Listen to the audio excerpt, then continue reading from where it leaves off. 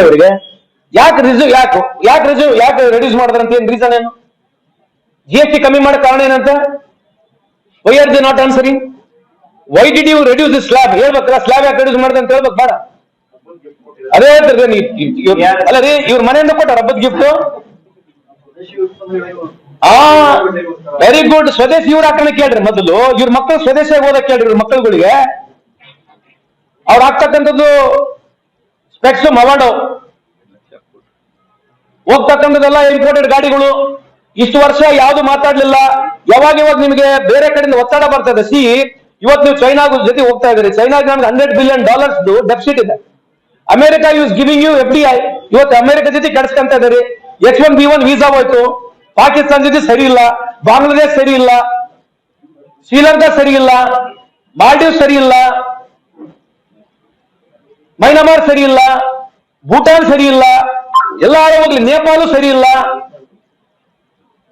ಸುಮ್ಮನೆ ಏನೋ ನಡೀತದ ಪಿಕ್ಚರ್ ಓಡ್ಸ್ರಿ. ಅದೇ ನೀವ್ ಹೇಳ್ಬೇಕ್ರಿ. ವಿಶ್ವಗುರು ನೀವು ಅದೇ ಕೇಳ್ದು. ವಿಶ್ವಗುರು ಅಂತಕ್ಕಂಥದ್ದನ್ನ ನೀವು ಸಾಧನೆ ಮಾಡ್ಬೇಕೇನ್? ವಿಶ್ವಗುರು ಅಂದ್ರೆ ಏನು? ನೀವು ಸೇ ವಿಶ್ವಗುರು, ಅದಕ್ಕೇನ ಬೇಕಲ್ಲ? ನಿಮ್ಮೆಷ್ಟಿಗಷ್ಟೇ ನೀವು ಪ್ರೇಮ ಆಯ್ತು. ವಿಶ್ವಗುರು ಗುಜರಾತ್ ಯಾವ ಸ್ಥಾನದಲ್ಲಿದೆ? ವಿಶ್ವಗುರು ಅವರೇ ಗುಜರಾತ್ ಯಾವ ಸ್ಥಾನದಲ್ಲಿದೆ? ಬಿಹಾರ್ ಯಾವ ಸ್ಥಾನದಲ್ಲಿದೆ? ಬಿಹಾರ್ 10 ವರ್ಷ ಇವರೇ ಆಡಳಿತದಲ್ಲಿದ್ದಾರೆ, ಕೇಂದ್ರದಲ್ಲಿ ಇವರೇ ಇದ್ದಾರೆ. ಇವತ್ತು ಬಿಹಾರಿನ ಒಂದು ಬೇಗುಸರಾಯ್ ಇರತಕ್ಕಂಥ ಒಂದು ಜಿಲ್ಲೆಯಲ್ಲಿ ವರ್ಷಕ್ಕೆ ಆದಾಯ 43,000 ರೂಪಾಯಿ. ಏನ್ sir? 43,000 crores, 43,000 rupees per annum. We are worse then Africa. West ಆಫ್ರಿಕಾನ ಕೂಡ ಇಷ್ಟು ಕಮ್ಮಿ ಇಲ್ಲ. ಉದಾಹರಣೆ ಕೊಡ್ತಾರೆ ನಿಮಗೆ. ಹೆಂಗ್ ವಿಶ್ವಗುರು ಆಗ್ತಾರೆ ನೀವು? ಹೋಗಿ ಎಷ್ಟು ಸ್ಯಾಟಲೈಟ್ ಲಾಂಚ್ ಮಾಡಿದಿರಿ? ಏನ್ ವಿಶ್ವಗುರು ಅದಕ್ಕೆ ಹೆಂಗ್? ಏನು ವಿಶ್ವಗುರು ಅಂದ್ರೆ ನೀವು ಹೇಳ್ಕೊಂಡ್ಬಿಟ್ರೆ ಆಯ್ತು ವಿಶ್ವಗುರು? ಏನು ಟಿವಿ ನಿಮ್ದೈತೆ ಓಡಿಸ್ರಿ ಅಷ್ಟೇ. ಟಿವಿ ಮುಖಾಂತರ ವಿಶ್ವಗುರುನ ಪ್ರೆಸ್ ಮೀಟ್ ಮಾಡಿ ಕೇಳ್ರಿ. ವಿಶ್ವಗುರಿಗೆ ಯಾಕೆ ಮಾಡಬಾರ್ದು ಒಂದು ಪ್ರೆಸ್ ಮೀಟ್?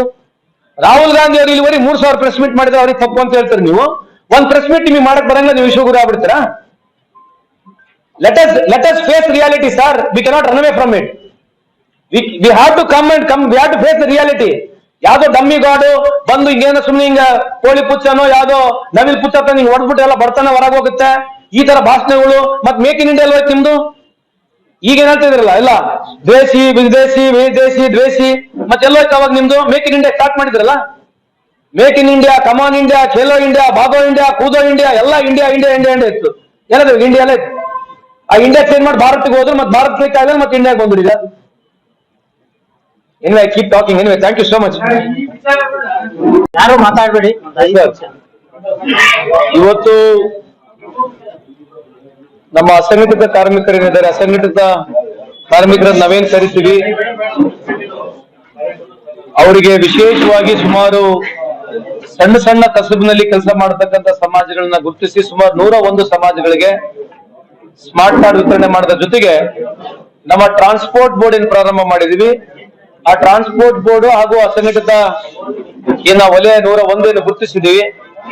ಅವರಿಗೆ ನಾವು ಇವತ್ತು ಸ್ಮಾರ್ಟ್ ಕಾರ್ಡ್ ವಿತರಣೆ ಮಾಡ್ತಕ್ಕಂಥ ಕಾರ್ಯಕ್ರಮಕ್ಕೆ ಇಲ್ಲಿ ಬಂದಿದ್ದೇನೆ ಬಂಧುಗಳೇ. ಇವತ್ತು ಬೆಳಗ್ಗೆ ಚಿಕ್ಕಮಗಳೂರು ಹಾಗೂ ಇವತ್ತು ಹಾಸನಿಗೆ ಬಂದು 2 ಜಿಲ್ಲೆಯಲ್ಲಿ ಈ ಕಾರ್ಯಕ್ರಮಗಳು ಯಶಸ್ವಿಯಾಗಿದೆ. ಅದರ ಜೊತೆಗೆ ಇದೇ ರೀತಿಯಾಗಿ 20ನೇ ಜಿಲ್ಲೆ, ಇನ್ನು 10 ಜಿಲ್ಲೆಗಳು ಉಳಿದಿದ್ದಾವೆ. ಇಡೀ ಕರ್ನಾಟಕ ರಾಜ್ಯಾದ್ಯಂತ ನಮ್ಮ ಇಲಾಖೆ ವತಿಯಿಂದ ಇದಕ್ಕೆ ಜಾಸ್ತಿ ಪಬ್ಲಿಸಿಟಿ ಕೊಡಬೇಕು, ಜನಕ್ಕೆ ಇನ್ವಾಲ್ವ್ಮೆಂಟ್ ಮಾಡ್ಬೇಕೆಂಬ ಉದ್ದೇಶದಿಂದ ಈ ಕಾರ್ಯಕ್ರಮ ಹಮ್ಮಿಕೊಂಡಿದ್ದೀವಿ. ಇವತ್ತು ಈ ಕಾರ್ಯಕ್ರಮ ಹಾಸನಲ್ಲಿ ಬಹಳ ಅರ್ಥಪೂರ್ಣಕವಾಗಿ ಸಕ್ಸಸ್ಫುಲ್ ಆಗಿದೆ ಅಂತ ಈ ಸಂದರ್ಭಕ್ಕೆ ಹೇಳಿಕ್ಕೆ ಬಯಸ್ತೇನೆ.